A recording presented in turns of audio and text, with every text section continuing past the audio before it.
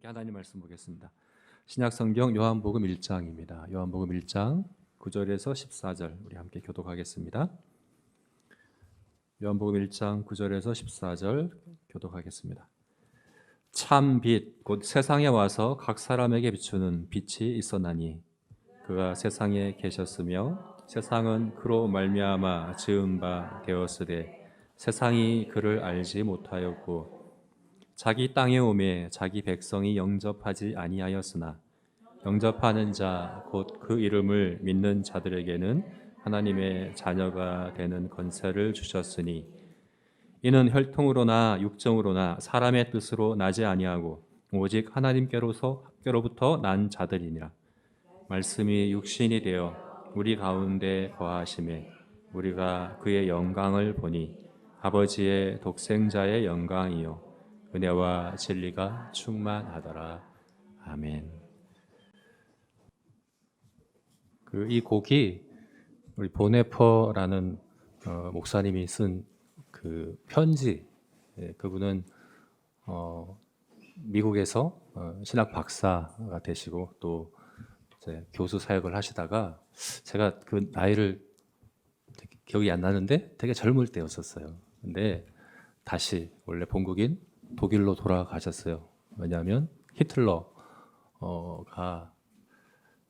하는 그 일들을 그냥 보고 있을 수 없어서 가서 체포되어서 감옥에서 있다가 결국 순교하신 분인데 그분의 이제 고백이죠.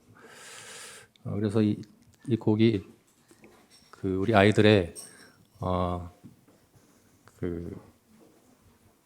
사실 아이들이 앞으로 우리 기성세대가 되었을 때에 마주하게 될 신앙적인 도전 그리고 장애가 만만치 않을 것이거든요. 지금 우리 어린이 청소년의 기독교 복음화율이 2% 미만이라고 합니다. 그러니까 우리 아이들이 기성세대가 되었을 때는 통계학적으로 볼 때 우리나라는 미전도 종족이 되는 겁니다. 그렇지 않아도 이 저출산 시대이기 때문에 아이들 자체가 숫자가 줄어들었는데 거기에다가 2% 미만의 복음화율 우리 이렇게 지금 현재 그렇기 때문에 우리보다 훨씬 더 선한 능력을 의지해서 믿음으로 살아가야 될 우리 아이들이거든요. 그래서 정말 더 귀한 것 같아요. 우리 제자교회 안에 이런 우리 아이들을 많이 주셨죠. 지금 우리 한국 교회 전체적으로 볼 때는 그렇습니다. 우리 과거 이스라엘 백성들이 구약 시대에 가나안 땅, 약속의 땅, 젖과 꿀이 흐르는 땅, 가나안 땅을 정복하고 정착했는데 그 다음 세대가 가장 영적인 암울한 시대였던 사사 시대였었어요. 근데 그 원인이 뭐냐를 어떻게 말씀하느냐 하면 그 이전 세대가 다음 세대에 그 신앙을 제대로 전수하지 못한 거죠. 그래서 하나님을 모르는 세대가 되어버렸다고 이야기를 하는데 그런 것이 실제 우리 한국 교회 안에는 이미 현실이 되고 있는 상황이잖아요. 그런 상황에서 우리 제자교회 안에 이런 우리 믿음을 전수할 수 있는 다음 세대 우리 아이들을 많이 주시고 또 이렇게 어린이 성가대를 조직해서 할 만큼의 이렇게 찬양하는 우리 아이들을 주신 것이 너무 귀하죠. 네. 감사히 여겨야 되고 특별한 복으로 여겨야 하는데 그것만이 아니라 이것이 우리의 특별한 또 사명이라는 것을 우리가 잘 기억했으면 좋겠습니다. 하나님께서는 언약 백성을 일으켜 세우시는 그 중요한 방법으로 이전 세대가 다음 세대의 믿음을 전수하는 것을 사용하십니다. 그것은 우리의 사명입니다. 우리의 책임입니다. 그래서 우리 이 특별한 앞으로는 더 그런 이제 큰 도전과 그런 장애를 뚫고 믿음으로 살아가야 될 그래서 앞으로 정말 이 다음 세대를 믿음의 세대로 이끌어갈 기드온의 그 300 용사들처럼 하나님의 정예 믿음의 용사들로 우리 아이들이 세워질 수 있도록 우리가 맡은 책임을 다해야 합니다. 우리가 그렇게 신앙을 전수해야 합니다. 그래서 오늘 어린이 주일을 맞아서 우리가 어떻게 우리 아이들에게 믿음을, 신앙을 잘 전수할 수 있을까? 우리가 이 책임을, 이 사명을 어떻게 잘 감당할 수 있을까를 함께 생각해 봤으면 좋겠습니다. 우리 총회 공과의 순서를 따라서 요한복음 1장 말씀 우리가 함께 읽었는데, 사실 이 요한복음 1장 말씀에는 아주 중요하고 다양한 주제들이 많이 있습니다. 다룰 주제들이 많이 있어요. 특별히 우리가 읽은 9절부터 14절, 원래 1절부터 18절까지를 요한복음의 서문으로 우리가 이해를 하죠. 이 서문에는 요한복음 전체의 주제가 다 요약되어 있다라고 말합니다. 그래서 다룰 주제가 굉장히 많이 있지만, 특별히 오늘은 우리 어린이들에 대한 신앙 교육에 초점을 맞춰서 오늘 우리가 읽은 본문을 우리에게 함께 적용해 봤으면 좋겠습니다. 원래 볼 때는 이 오늘 본문의 가장 중요한 주제는 예수 그리스도의 성육신입니다. 말씀이 육신이 되어 우리 가운데 거하심에 사람으로 이 땅에 오신 예수 그리스도에 대한 말씀이죠. 그래서 사실 넓게 우리 모두에게 적용시킬 수 있습니다. 그런데 특별히 우리 아이들에게, 우리가 우리 아이들을 양육할 때에 있어서, 믿음으로 양육할 때에 있어서 대전제라고 할 수 있는, 가장 중요한 원칙이라고 할 수 있는, 우리 아이들을 바라볼 때 우리가 무엇을 하든 정말 우리 마음 안에 갖고 있어야 하는 우리 아이들에 대한 이해, 기대, 그게 무엇일까에 대해서 함께 세 가지로 함께 나누고자 하는데요. 9절부터 14절 말씀은 세 부분을 우리가 구분해 볼 수 있어요. 먼저 9절부터 11절까지 말씀에서는 우리 아이들이 죄인이다 라는 것에 대해서 말씀하고 있죠. 우리는 우리 아이들을 볼 때 죄인으로 봐야 한다는 얘기죠. 그 다음에 12, 13절 말씀에서는 우리 어린이들이 거듭나야 한다, 거듭나야 할 대상이다 라는 것을 말씀해 주고 있습니다. 그리고 마지막 14절에서는 우리 아이들이 예배자로 성장해야 한다, 하나님을 예배하는 예배자로 성장해야 한다. 이 세 가지 대전제, 오늘 본문에서 우리가 함께 구체적으로 확인하며 나누겠습니다. 먼저 어린이는 죄인이다 하는 겁니다. 우리 9절부터 11절 말씀 우리 다시 한번 읽어봅시다. 9절부터 11절 같이 읽겠습니다. 참 빛 곧 세상에 와서 각 사람에게 비추는 빛이 있었나니 그가 세상에 계셨으며 세상은 그로 말미암아 지은 바 되었으되 세상이 그를 알지 못하였고 자기 땅에 오매 자기 백성이 영접하지 아니하였으니. 죄에 대해서 이야기를 하고 있습니다. 죄에 대해서 어떻게 이야기합니까? 그를 알지 못하였다. 세상이 그를 알지 못하였고 자기 백성이 영접하지 않았다. 이게 죄죠. 우리 UCD 교리문답 우리 아이들과 함께 암송했던 우리 UCD 교리문답에서 죄를 어떻게 정의했었나요? 기억하시나요? 죄란 하나님이 창조하신 세상에 살면서 하나님을 거부하고 무시하고 거절하는 그것이 죄다. 여기 정확히 얘기하고 있죠. 세상이 그를 알지 못한다. 하나님을 모른다. 그리고 그를 영접하지 않는다. 그를 거부하는. 이게 죄입니다. 그런데 그렇게 세상을 하나님을 알지 못하고 정확히는 우리 예수 그리스도죠. 우리 주님을 알지 못하고 또 주님을 영접하지 않는 이것이 죄인데 이것이 몇몇 사람들의 문제였냐? 그렇지가 않죠. 자세히 보시면 10절과 11절은 다른 사람들, 다른 이들을 지금 얘기하고 있어요. 10절에서 이야기하고 있는 주를 알지 못하는 사람들 누굽니까? 세상이라고 표현되어 있죠. 11절에서는 주를 영접하지 않는 사람들이 누굽니까?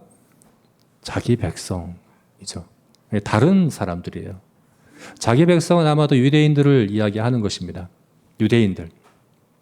구약 성경을 믿고 율법을 믿고 따르기로 정말 힘쓰고 애쓰고 하나님을 예배하기도 하고 하나님을 믿는다 고백하는 하나님의 백성, 자기 백성, 그들이 주를 영접하지 않았다는 거예요. 근데 그들만입니까? 10절에서는 세상이 또 그렇게 했다. 그래서 이 세상은 아마도 이방인들로 우리가 적용해 볼 수 있겠어.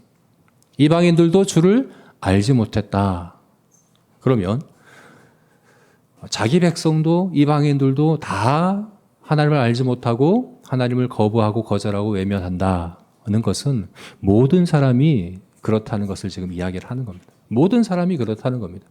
그가 누구이든 어떤 민족이고 그 어떤 뭐 도덕적이고 윤리적이고 종교적이고 어떤 그런 삶을 살아가든 성경을 얼마나 많이 알고 있고 또 암송하고 따르고 애쓰고 그것과 다 상관없이 모든 사람은 죄인이다라고 이야기를 하고 있는 겁니다. 근데 이게 왜 죄인가? 하나님을 알지 못하는 것, 하나님을 영접하지 않는 게 이게 왜 죄인가? 이것에 대해서 우리가 한번 생각해 봐야죠. 왜 이게 죄입니까? 왜 하나님을 모르는 게 죄입니까? 우리가 믿지 않는 사람들과 대화할 때 그들에게 당신은 죄인입니다라고 하면 못 받아들이죠. 안 받아들입니다. 또 우리가 전도를 하려고 하면 거부감이 그들에게 반감이 기독교에 대한 가장 큰 반감 중에 한 가지가 그런 것 같아요. 기독교인들은 전도를 하려고 하죠. 예수를 믿어야 한다고 얘기하죠. 하나를 믿지 않으면 지옥 간다고 이야기를 해요. 그들에게서 이거 너무 편협하고 그죠? 너무 독선적인 그런 주장이라고 생각을 하게 되죠. 당신이 예수 그리스도를 믿고 기독교 신앙을 갖는 거 내가 인정할게. 내가 존중할게. 그건 당신의 신앙이니까 내가 존중합니다.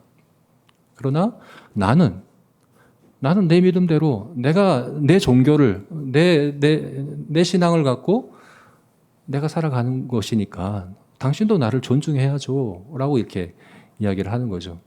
나는 당신을 존중하는데 왜 당신은 나를 존중하지 않습니까? 내가 꼭 예수 그리스도를 믿고 내가 꼭 하나님을 믿어야만 구원받고 그렇지 않으면 지옥에 간다고 왜 그렇게 이야기를 합니까? 라고 이제 믿지 않는 분들이 생각할 때 기독교는 굉장히 독선적인 그죠? 그런 종교로 비춰지지 않아요. 왜 그럴까요? 왜 하나님을 믿어야 하고 예수 그리스도를 영접해야 할까요? 왜 그럴까요? 왜냐하면 오늘 본문에서 10절 말씀에서 그렇게 얘기하고 있어요. 그가 세상에 계셨으며 세상은 그로 말미암아 지은 바 되었기 때문이다. 하나님은 창조자이기 때문이다. 또 10절에서는 뭐라고 얘기합니까? 11절에서는 자기 땅에 오매 자기 백성이 영접하지 않. 자기 백성, 주인이시라는 거예요. 하나님이. 하나님은 창조주시고 주인이시라는 거예요. 이건 내가 믿든 믿지 않든 인정하든 인정하지 않든 모든 세상은 이 세상의 모든 사람들은 하나님이 지으셨다는 거예요. 그리고 하나님이 주인이시라는 거예요. 그래서 그 누구도 하나님 은혜 없이 살아가고 있는 게 아니에요. 그 누구도 하나님 은혜 밖에 있지 않아요. 내가 아무리 하나님을 거부하고 외면하고 부정해도 하나님 은혜 안에 살아가고 있어요. 우리가 호흡하는 게 날마다 호흡하며 날마다 이 생명을 계속해서 갖고 살아가는 게 하나님의 은혜라는 거예요. 그렇지 않습니까, 여러분?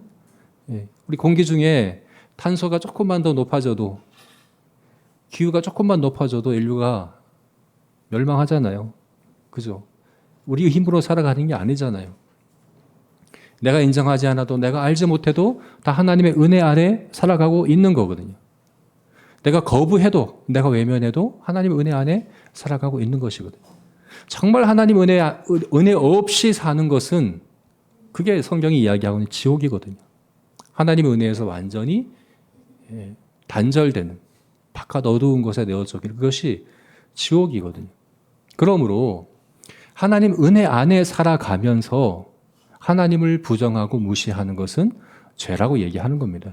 내가 하나님을 안 믿는다고 내가 다른 신을 믿는다고 하나님과 관계없는 게 아니기 때문에 그런 거예요. 마치 우리가 그런 거죠.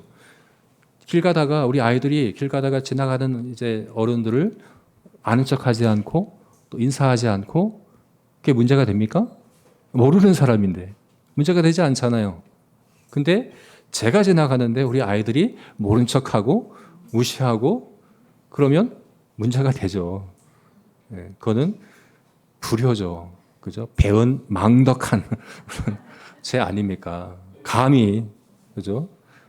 내 은혜 안에 살아가면서 내 울타리 안에 살아가면서 나를 무시하고 내 은혜를 부정하고 부인하고 외면하고 그렇게 살아가는 건 모욕 아닙니까? 그죠? 그러면서도 계속해서 그 은혜를 누리려고 하는 건 모욕 아닙니까? 그리고 더 나아가서 그거는 그 자신에게 그 해가 되는 겁니다. 결국 그 피해는 누구에게 돌아갑니까? 그 자신에게 돌아가는 거잖아요. 하나님이 만드시고 하나님이 지금 섭리 가운데 돌보시는 하나님이 은혜로 역사하고 계신 이 세상 가운데 하나님이 주인이신 세상에서 살면서 하나님 없이 살겠다고 하는 것은 그러므로 죄입니다. 그게 죄입니다. 우리가 알고 있는 도둑질을 하고 거짓말을 하고 살인을 하고 이것은 죄의 증상이에요. 하나님을 외면하고 거부한 죄의 본성에서 비롯된 여러 증상들에 불과하다는 겁니다. 그리고 여러분 우리가 우리 아이들을 볼 때 죄인으로 봐야 한다는 것은 무슨 의미입니까? 우리 아이들은 어린이는 죄인이다. 우리가 잘못 이해하면 안 돼요. 아, 어린이는 죄인이고 나는 의인이지. 그래서 우리 아이들을 내가 잘 훈계해야지. 이렇게 생각하면 안 되죠. 그죠? 어린이도 죄인이죠. 세상이나 자기 백성이나 다 죄인인 것처럼 모든 사람이 죄를 범하였으며 하나님의 영광에 이르지 못하였음에라고 말씀하고 있죠.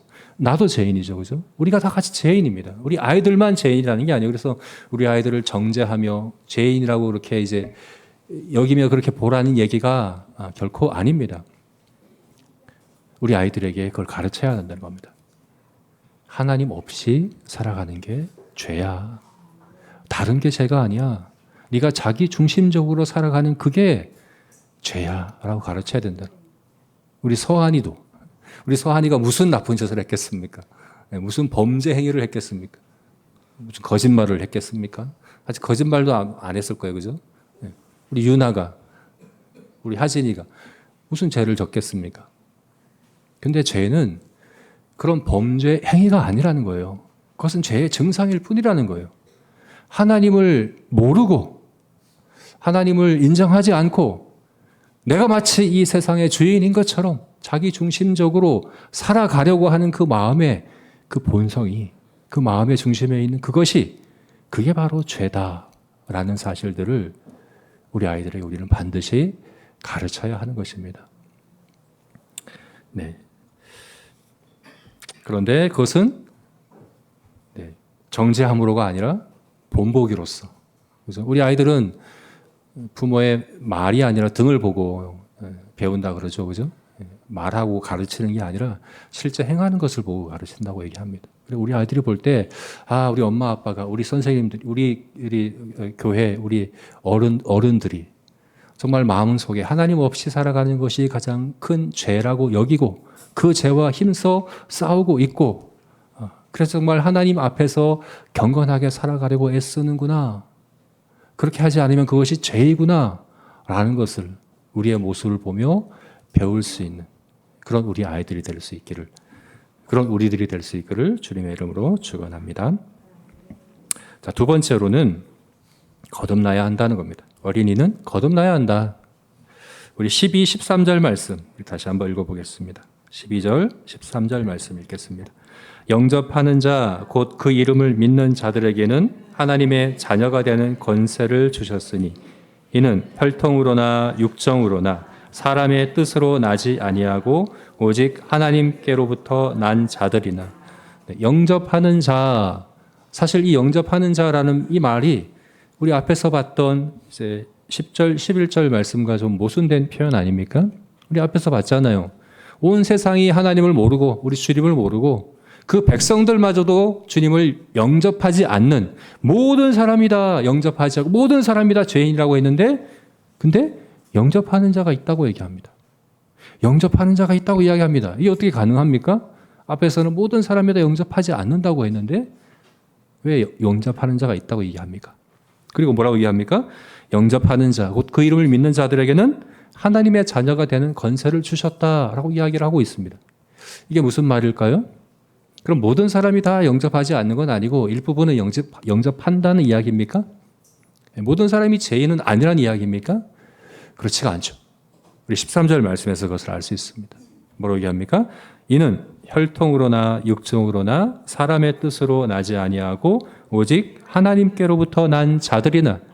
혈통으로나, 혈통이라는 건 뭡니까? 나의 자격, 내 혈통적인, 내 기본적인 나의 자격, 내가 가진 조건, 그것이 아니고 육정으로나 사람의 뜻으로 내 노력, 내 원함, 사람이 계획하는 그 계획, 그것으로 영접하는 게 아니라는 겁니다. 그럼 뭘로 합니까? 오직 하나님의 뜻으로 말미암아 그렇게 주를 영접하고 믿을 수 있다는 얘기입니다. 그리고 그 사람은 곧 하나님의 자녀라는 권세를 얻고 누린다라고 이야기를 하고 있는 거죠. 그래서 하나님, 모든 사람이 다 죄인이고 하나님 없이 살아가고 있는 죄의 본성이 있지만 하나님은 창세 전에 자기 백성을 택하시고 그들을 사랑하셔서 그들에게 은혜로 역사하셔서 그들을 하나님으로부터 난 자, 즉 거듭난 자가 되게 하신다는 사실을 여기서 우리가 볼 수가 있습니다. 요한복음 3장에 가게 되면 니고데모라는 인물이 나옵니다. 니고데모가 어떤 사람입니까? 가장 이상적인 사람이에요. 종교적으로, 도덕적으로, 윤리적으로, 지식적으로, 그리고 신분적으로 가장 이상적인 사람이 니고데모였습니다. 그는 산헤드린 공의회 의원이었습니다. 오늘날 따지면 국회의원이었다는 얘기죠. 그리고 율법 학자였고 이스라엘의 선생이었습니다. 지식적으로 탁월한 사람이었다는 얘기죠. 바리새인이었습니다. 도덕적으로, 종교적으로 열심히 있는 그런 탁월한 사람이었다는 거죠. 뿐만 아니라 당시에 그런 지위에 있던 모든 사람들이 예수님을 멀리하고 예수님을 핍박하는 그런 상황이었지만 이 니고데모는 겸손했어요. 마음이 열려 있었어요. 그래서 밤중에 예수님을 직접 찾아오기까지 했습니다. 그런데 그에게 예수님께서 뭐라고 말씀하십니까? 그를 보자마자 하신 말씀이 뭡니까?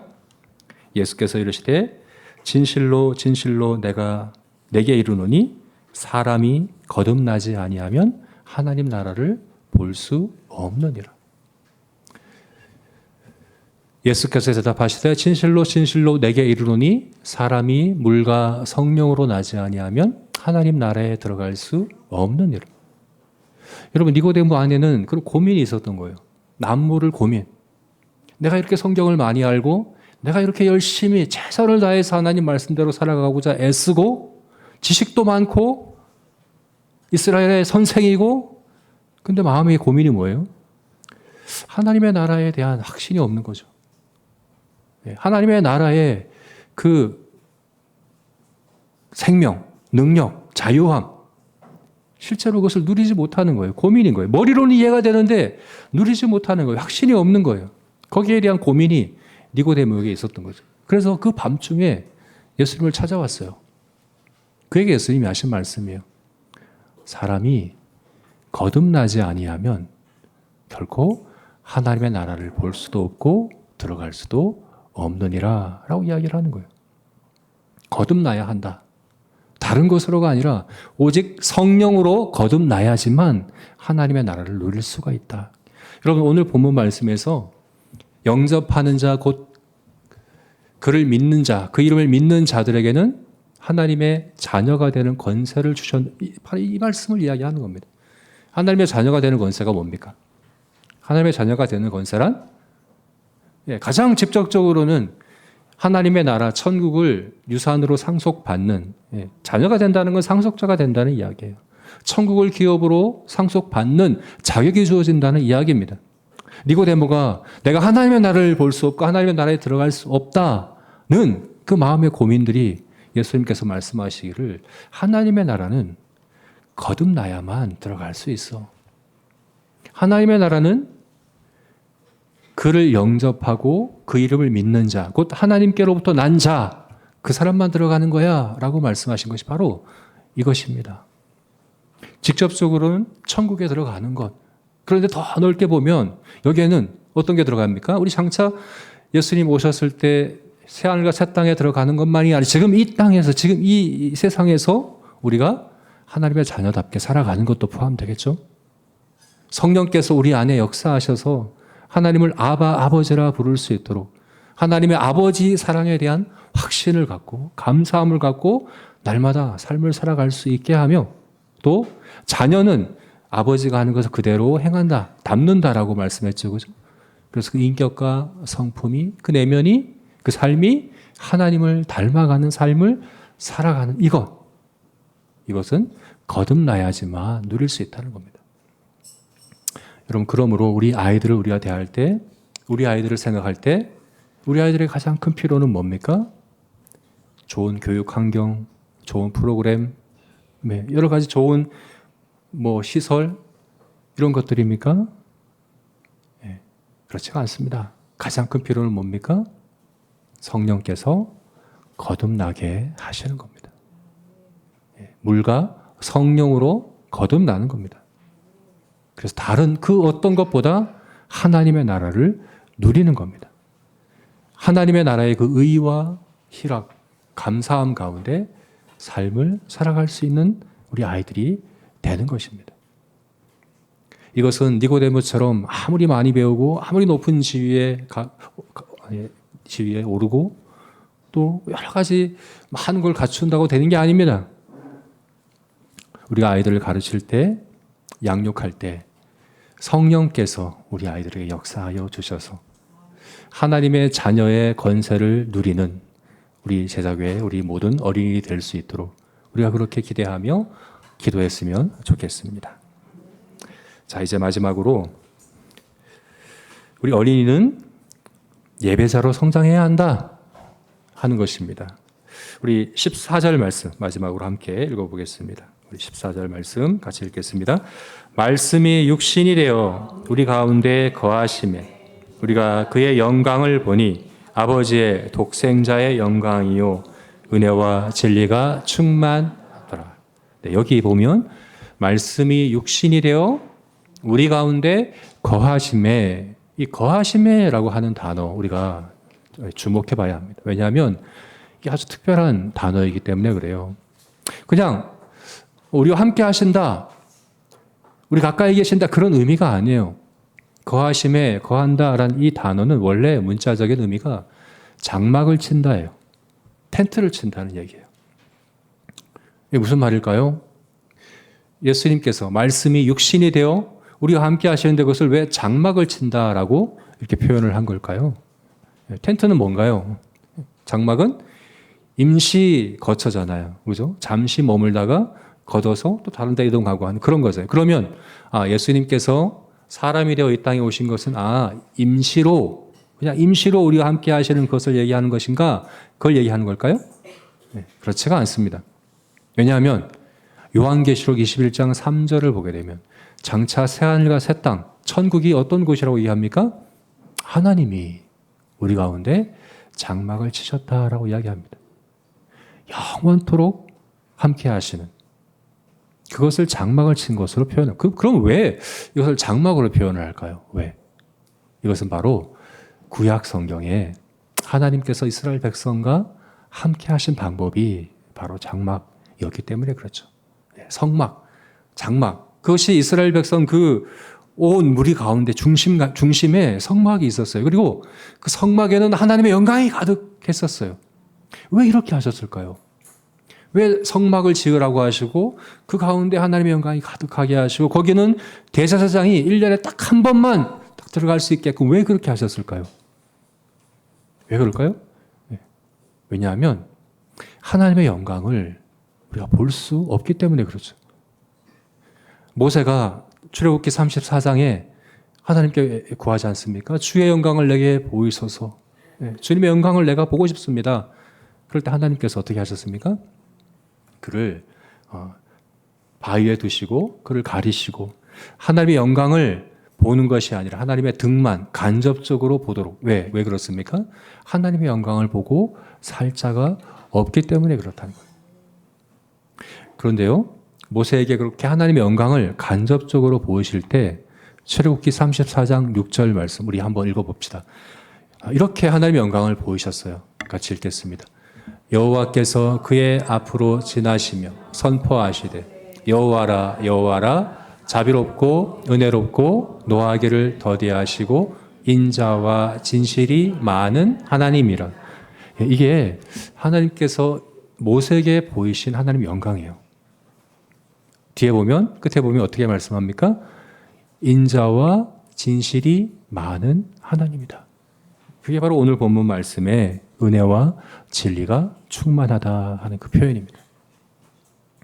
여러분, 모세는 하나님의 영광을 가장 우리보다 그죠? 훨씬 가까이 봤던, 정확히 봤던 사람입니다.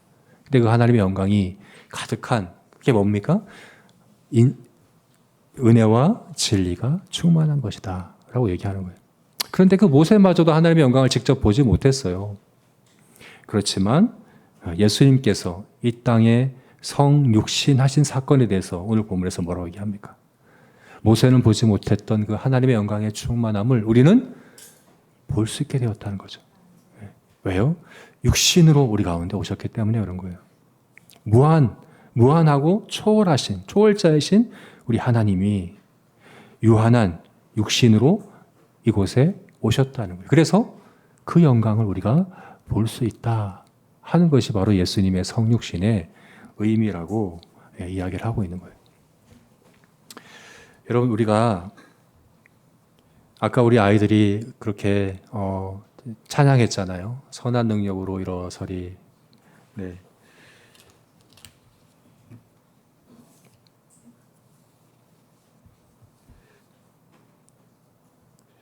괴로움이 애워싸고 고난의 길을 걷는다고 해도 끝내 승리의 날을 맞이하리. 그 선한 능력을 우리가 의지하리. 이렇게 고백을 했는데 사실 모세가 그 하나님의 영광을 구할 때가 어떤 때였습니까?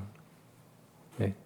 모세가 십계명을 받으러 산 위에 올라가 있을 때 이스라엘 백성들이 금송아지를 만들어서 우상 숭배에 빠지고, 그래서 모세가 그것을 보고 너무나도 속이 상해서 하나님이 직접 새겨주신 돌판, 십계명 돌판을 집어 던져 깨뜨리고 다시 그것을 들고 올라갔을 때였었습니다. 온 세상이 다, 그래서 자기 백성인 이스라엘 백성들이 우상 숭배에 빠지고 하나님을 이렇게 거부하고 모욕하고 하는 이 상황 가운데에서 모세가 구했던 게 뭡니까? 하나님의 영광을 내게 보여주십시오. 하나님의 영광을 보여주십시오. 온 백성들이 하나님을 다 떠나고 부정하고 거부하고 하는, 심지어 아론마저도, 아론은 모세의 동력자잖아요. 모세의 대언자잖아요. 그렇게 세워진 아론마저도 그 죄악에 동참해서 다 이렇게 한 그 상황 가운데에서 모세가 구했던 것은 하나님의 영광을 내게 보여주십시오 라고 구했던 그 모세의 심정, 그것이 바로 우리 그 찬양 가운데 있어 고백 드려진 그 고백이라고 저는 생각합니다. 우리 아이들이 그렇게 구해야 합니다. 그리고 우리 아이들이 그렇게 하나님의 영광을 봐야 합니다. 하나님의 영광을 봐야 합니다. 그래야 선한 능력으로 싸워 이길 수 있습니다.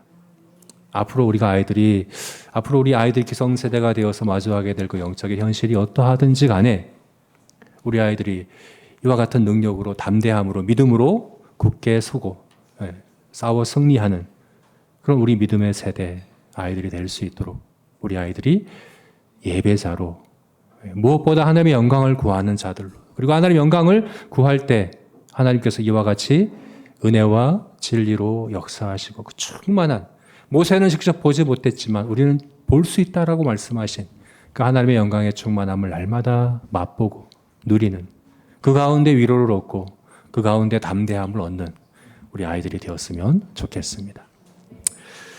자, 말씀을 맺겠습니다. 우리가 오늘 우리 아이들을 믿음으로, 신앙으로 양육하고 우리 신앙을 전수하는 데 있어서의 기본적인 대전제가 되는 세 가지를 살펴보았습니다.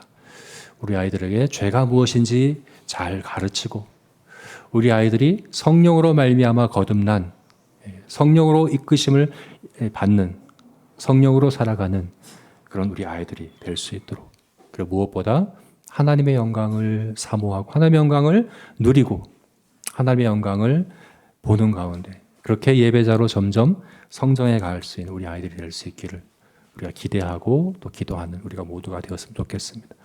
또 다른 한편으로는 이것이 우리 아이들만의 것이 아니죠. 우리 모두가 다 이와 같기를, 그래서 우리가 먼저 우리 아이들에게 본보기가 되는 그런 예배자들이 될 수 있기를 우리가 함께 구했으면 좋겠습니다. 같이 기도하시겠습니다.